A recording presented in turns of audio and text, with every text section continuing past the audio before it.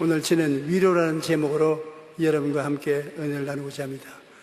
우리들은 누구를 막론하고 삶을 살아가는 과정에 상처를 입게 되는 것입니다. 그 상처 입은 곳을 붕대로 감아주는 것이 위로인 것입니다. 우리는 서로에게 위로의 말과 손길로 고통을 극복할 수 있도록 해야 하는 것입니다. 서로 친밀한 관계 속에 있을수록 더욱 위로가 필요한 것입니다. 남편과 아내 사이, 부모와 자식 사이, 상사와 아랫사람 사이, 친한 친구 사이 등 어디를 가나 상처가 없는 곳은 없기 때문에 위로가 꼭 따라야만 되는 것입니다. 괴로움을 어루만져 잊게 해주시는 진정한 위로가 있어야 이 세상 삶을 살아갈 수 있게 되는 것입니다. 오늘날 많은 사람들이 위로를 필요로 하지만 정작 위로를 얻을 곳이 없다는 것을 말해주고 있습니다. 옛날에는 이웃이 어려운 일을 당하면 찾아가서 위로해 주었고, 부전 일을 당하면 발벗고 나서서 도와주고 해결해 주었습니다. 그러나 오늘날에는 가족 간에도 이웃 간에도 상처와 불신이 가득하여 위로 얻기를 힘쓰나 어렵습니다. 우리는 주님의 사랑으로 서로를 향해 위로의 손길을 내밀어야 되는 것입니다. 여러분, 예수님은 이 땅에 살 동안에 위로가 필요 없었을까요? 예수님은 하나님이신데, 그러나 그는 사람으로 태어나셨으므로 우리 인생이 겪는 모든 고통을 다 겪었습니다. 사람이 고통을 당할 때 그 고통을 극복해 나갈 수 있는 길은 위로가 있어야 되는 것입니다. 예수님은 하나님 사람이 되어 오셨기 때문에 사람이 당하는 모든 고통과 상처를 입었으며 인간을 위한 십자가 고난을 당할 것을 생각할 때 한없는 스트레스를 받았었습니다. 그래서 예수님은 하나님 앞에 이 잔을 옮기게 해달라고 기도할 때 땀방울이 핏방울이 되어서 떨어진 적도 있습니다. 주님은 하나님 앞에 할 수만 있으면 이 잔을 옮겨달라고 말씀을 하셨고, 제자들도 눈앞에서 내 마음이 번뇌스러워 죽을 징이라고 말하는 것입니다. 예수님도 하나님이었지만 순수한 우리 사람으로 오셨기 때문에 사람이 당한 고난을 견디기 위해서는 위로가 반드시 필요한 것입니다. 이를 극복하기 위해 위로가 필요한데 주님께 결정적인 위로를 준 분이 있습니다. 예수님께서 어느 날 베다니의 나병 환자 시몬의 집에서 식사하실 때 한 여자가 옥합을 품에 품고 왔습니다. 유대 나라에서는 시집 갈 때 지찬물로 옥합에 향료를 채워서 가져가는 것입니다. 옥합이 크고 향료의 질이 좋으면 시집 갈 때 대단한 환영을 받습니다.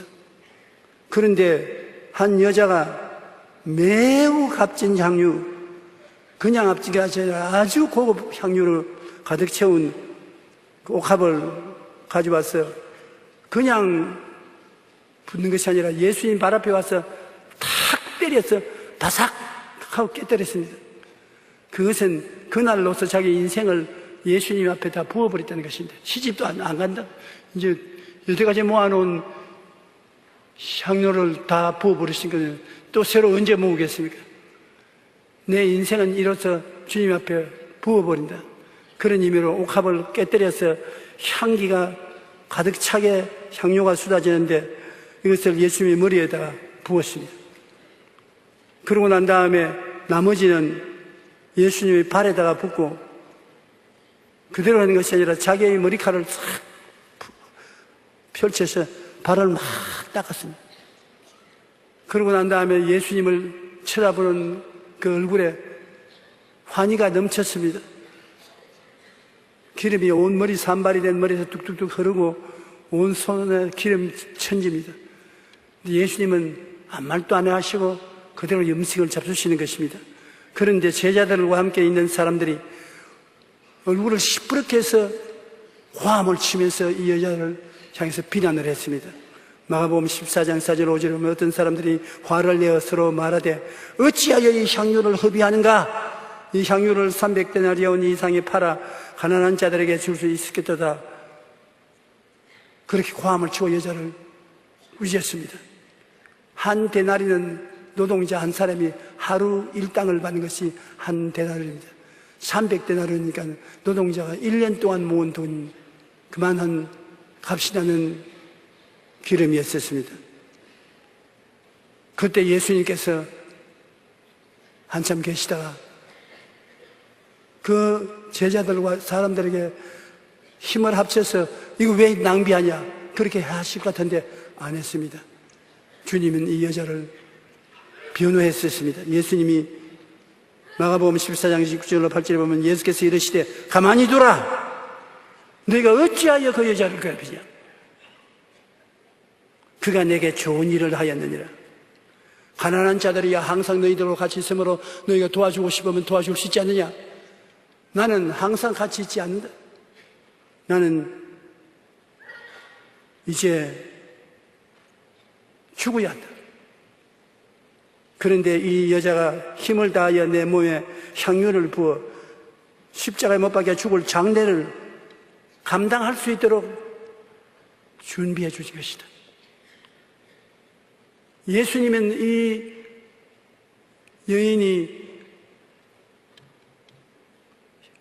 기름을 가지고 와서 그의 머리에 붓고 발에 부어서 머리채로 닦음으로 말미암아 그에 대한 감사와 헌모의 정을 나타낸 것이 굉장한 위로가 되었습니다.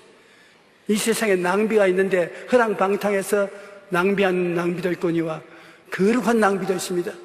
하나님을 영광스럽게 하고 사람에게 생명을 주는 낭비는 거룩한 낭비인 것입니다.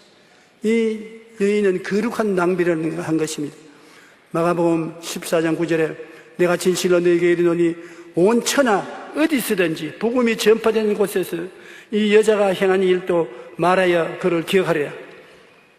엄청난 칭찬인 것입니다. 온 천하 만국에 복음이 전거되는 곳은 이 여자가 기름을 내 발에 머리에 부은 것이 기념되리라고 했습니다. 바로 그 예수님의 예언이 이루어져서 오늘날 제가 2000년 후에 여의도 순복음교회 강단에서 이 여자가 한 일을 여러분에게 알려드린 것입니다.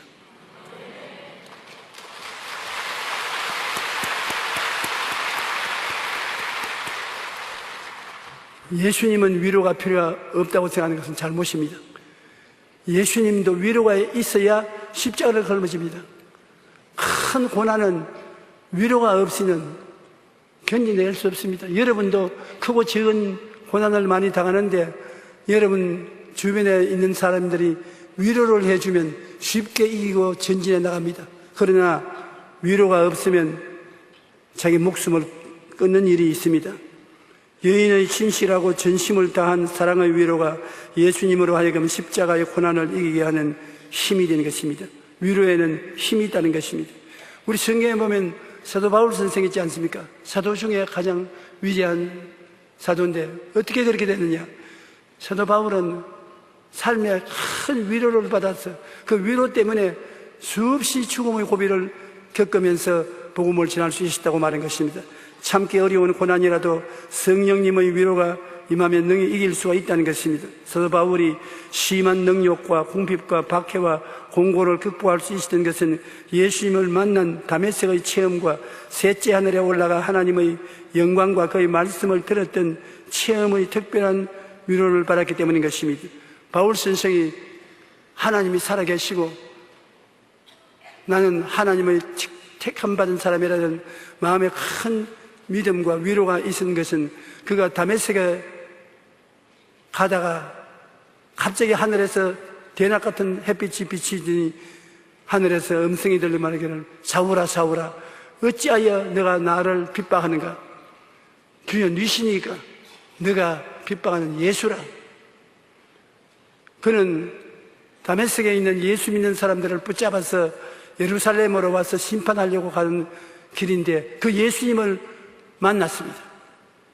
부활한 예수님을 빛 가운데서 만나고 눈이 부시어서 어두워졌습니다.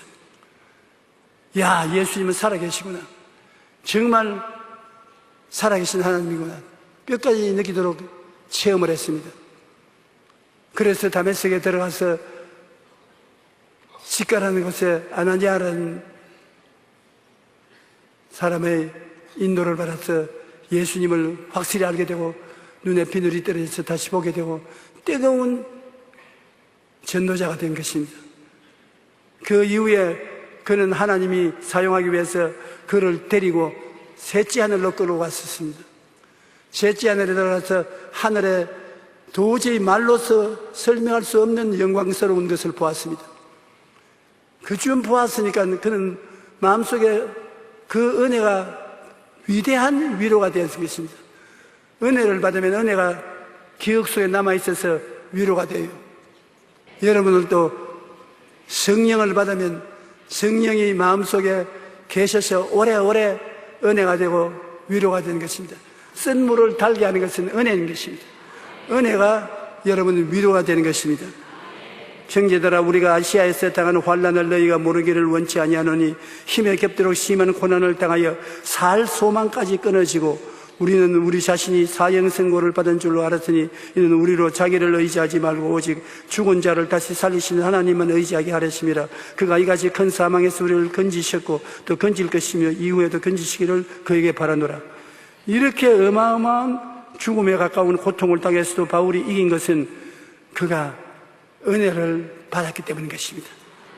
살아계신 하나님의 은혜를 받아서 그것이 마음속에 있어서 큰 위로가 된 것입니다. 위로라는 것은 파라클레오라는 헬라어인데, 파라라는 것은 곁에고 클레오라는 것은 와서 도와주는 것을 말하는 것입니다. 주님께서 말씀하기를 내가 아버지께 구하겠으니 또 다른 보혜사를 너에게 주사 영원토록 너희 위해 함께 있게 하겠다. 다른 보혜사, 예수님은 처음 보혜사, 나와 꼭 같은 다른 보혜사, 성령 보혜사를 보내겠는데, 이 성령 보혜사는 하나님께로부터 보내심을 받아 우리 가까이 와서 우리를 돕는 일이라는 말인 것입니다. 보혜사 성령이 오셔서 우리를 도와주기 때문에 우리는 그 은혜로 인하여 고난을 극복해 나갈 수가 있는 것입니다. 보혜사 곧 아버지께서 내 이름으로 보내실 성령, 그가 너희에게 모든 것을 가르쳐 주시고, 성령님께 도와달라면 가르쳐 주시고 모든 것을 생각나게 하신다. 주님이 말씀해 주신 것을 기억하게 해 주신다. 그리고 주님께서는 성령을 통하여 평안을 너희에게 끼치노니 나의 평안을 너희에게 주노라. 내가 너희에게 주는 것은 세상에 주는 것 같이 아니하니라. 너희는 마음에 근심하지도 말고 두려워하지도 말라. 근심이 꽉 들어찬 세상인데 근심 다 걱정 맡기고 근심하지도 말고 두려워하지도 말라. 하나님께서는 우리를 고아와 같이 버려놓지 아니하고 하나님께 구해서 다른 보혜사가 와 계신 것입니다. 기억나게 하시고 깨닫게 하시고 염려를 없애어 평안을 주시고 하시기 때문에 그렇게 의지하면 된다는 것입니다. 안 믿는 사람은 마귀에게 억압당하고 쫓기고 고통을 당하고 있지만 여러분은 성령님이 같이 계심으로 성령님께 부탁을 해야 되는 것입니다. 아버지께 기도하고 예수님께 감사하면 성령님이 여러분과 함께 계심으로 성령님께 부탁해야 되는 것입니다. 구약 4,000년 동안에 아버지가 역사했고 신약 30년 동안에 예수님이 역사했고 오순절날 이후로 주님 오시는 그날까지는 2000년이 넘도록 성령님의 시대라 성령님이 여러분과 함께 일하는 것입니다. 성령님께 악수하자고 손에 밀면 성령님이 손잡아 주시는 것입니다. 그러므로 성령님과 같이 있으면 근심하지도 말고 두려워하지도 말아야 될 것입니다. 초대교회의 억센 핍박과 환난 속에서도 줄기차게 복음이 전거된 것은 성령의 위로 때문에 그런 것입니다. 감옥에 끌려가도 감사하고 기도하고 성령의 위로가 확 들어차서 모든 것을 극복하는 것입니다. 못 먹어도 극복하고 얻어맞아도 극복하고 성령의 위로가 우리에게 큰 기적을 행하신 것입니다. 여러분, 위로가 있으면 어떠한 외로움과 고통이 있어도 살아나갈 수 있어요. 사도행전 시절에 성령이 임하셔서 충만하게 되고 방언까지 하게 되고 그 성령으로 말미암아 위로가 넘쳐남으로 어떤 고난도 참을 수가 있는 것입니다. 성령은 바로 위로의 영인 것입니다. 파라클레토스, 하나님께서 보내심을 받아 위로해 주는 영입니다. 그 위로가 있으면 어떠한 고난도 이겨나갈 수가 있는 것입니다.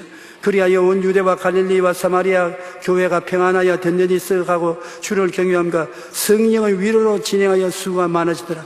교회가 크게 수가 많아지는 것은 성령의 위로를 받은 사람들이 세상에 나가서 마음에 고통스럽고 괴로운 사람에게 위로를 나누어 주므로 예수 믿는 사람 수가 많아지게 되는 것입니다. 여러분, 위로를 받은 사람이어야 다른 사람도 위로할 수가 있는 것입니다. 내가 위로를 받으면 그 위로를 가지고 다른 사람을 위로해 줄 수가 있는 것입니다. 고린도후서 1장 3절로 7절에 보면은 찬송하리로다 그는 우리 주 예수 그리스도의 하나님이시요 자비의 아버지시요 모든 위로의 하나님이십니다. 하나님은 위로의 하나님이십니다. 우리의 모든 환난 중에서 우리를 위로하사 우리를 하여금 하나님의 받는 위로로서 모든 환난 중에 있는 자들을 능히 위로하게 하시니이로다. 하나님 위로의 하나님이시라. 환난 때에 부러지려면 위로해 주어서 환난을 이기게 해주시고 그 다음 환난 당한 사람들에게 가서 위로해 주시는 체험을 가질 수 있게 한다는 것입니다. 고난에 우리가 참여하면 하나님께서 고난과 동등한 위로도 또 허락해 주시는 것입니다. 우리 기독교 신앙은 고난과 위로 이 두 가지가 항상 같이 있다는 것입니다. 고난 없는 신앙이 없어요. 예수 믿으면 여러 가지 고난을 당해야 되는 것입니다. 그러나 고난만 있으면 넘어지고 시들어지고 마는 것입니다. 고난이 있으면 고난을 이겨낼 수 있는 위로가 다가오는 것입니다. 고난의 쓴 물이 다가오면 위로의 단물도 다가오는 것입니다. 고난의 슬픔이 다가오면 위로의 기쁨도 다가오는 것입니다. 고난으로서 마음이 답답하면 위로로서 마음이 상쾌해질 수 있는 것입니다. 이 위로가 하나님의 성령을 통해서 오고 말씀을 통해서 오는 것입니다. 성령이 충만할 때 위로가 되고 하나님 말씀을 공부할 때 말씀은 살아서 운동력이 있어서 여러분 마음에 위로가 되는 것입니다. 그러므로 우리가 살아갈 동안에 아무리 위대한 사람도 위로 없이는 이겨나갈 수 없는 것입니다. 여러분 전부 다 위로받을 자격이 있습니다. 하나님이 여러분을 위로해 주시기를 원하시는 것입니다. 이사야 40장 1절에 한번 따라 말해주십시오. 너희의 하나님이 이르시되 너희는 위로하라. 내 백성을 위로하라. 우리는 어떻게 위로합니까? 로마서 12장 15절처럼 즐거워하는 자들과 함께 즐거워하고 우는 자들과 함께 울라. 분위기를 따라서 우는 자에게 같이 울고 웃는 자에서 같이 웃어야 위로를 줄 수가 있는 것입니다. 오늘 사람들은 비난과 공격으로 말로서 상처를 줍니다. 잠언서 12장 18절 보면 칼로 찌름같이 함부로 말하는 자가 있거니와 지혜로운 자의 혀는 양약과 같으니라. 아주 말을 칼로서 찌르는 것처럼 하는 사람이 있습니다. 만나면 앉자 말자 허물을 말하고 과거에 잘못한 것을 말하고 칼로서 찌르는 것이 고통을 주는 것입니다. 정말 괴롭습니다. 가정에 이혼하는 부부들 보면 서로 말로서 칼을 찌르는 것과 같은 것입니다. 그러한 행동을 하기 때문에 서로 미움이 꽉 들어차게 되는 것입니다. 우리가 말로서 허물을 덮어주고 그듭 말을 한 것을 또 말하고 한 것을 또 말하고 하지 않으면 사람을 위로할 수 있는 것입니다. 허물을 덮어주는 자는 사랑을 구하는 자요 그것을 거듭 말하는 자는 벗을 이겨나는 자라. 남에게 잘못을 지적할지라도 한두 번만 하면 그분이지 두 번 하고 세 번 하고 또 하면 분노가 생기는 것입니다. 그러므로 아내된 대신 여러분 남편에게 원망스러운 말이 있거든 한 번쯤 하고 마십시오. 한 번쯤 해도 저기 속으로 충분히 알고 있는 것입니다. 그것을 또 하면 낙심시키는 것입니다. 아주 고약한 생각이 떠올라서 대결을 하는 것입니다. 남편이 아내에게 부탁하는 것도 한두 번만 하면 되는 것이지 자꾸 거듭거듭 말하면 상처를 입히게 되는 것입니다. 허물은 덮어주고 말은 거듭거듭 하지 말아야 되는 것입니다. 우리가 사랑과 이해와 칭찬과 동정으로 위로하는 것을 힘쓰고 애써야 되는 것입니다. 할 수만 있으면 사랑을 베풀고 말을 하는데 이해를 하고 칭찬을 해주고 동정하는 것이 그 사람을 살리는데 중대한 역할을 하는 것입니다. 위로를 받아야 전진할 수 있는 용기와 힘이 생깁니다. 위로받으면 살아갈 수 있는 힘이 생겨요. 자꾸 비난하고 공격하고 약점을 잡아주면 낙심하고 뒤로 넘어지는 것입니다만, 위로해주면 위로를 받아서 용기가 생기는 것입니다. 한 사람이면 폐가 있거니와 두 사람이면 맞설 수 있나니 세 겹줄은 쉽게 끊어지지 아니한다고 한 말은 바로 두 사람 이상 있으면 위로하고 격려함으로 굉장한 힘이 생긴다는 것입니다.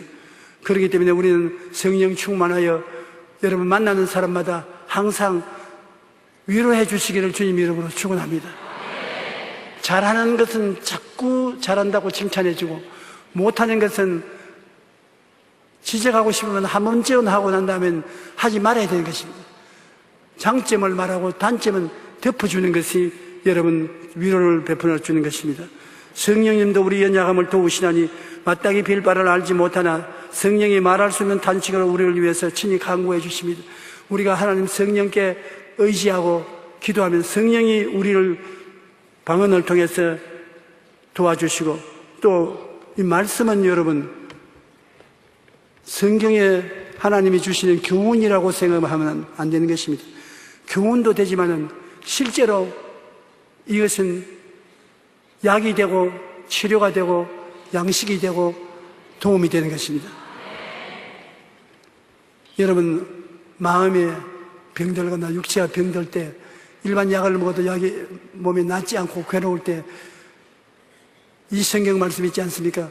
어려운 문제가 생겼으면 여러분이 하나님 말씀을 택해서 내게 능력 주신 자 안에서 능치 못하심이 없나니라, 내게 능력 주신 자 안에서 내게 능치 못하심이 없나니라.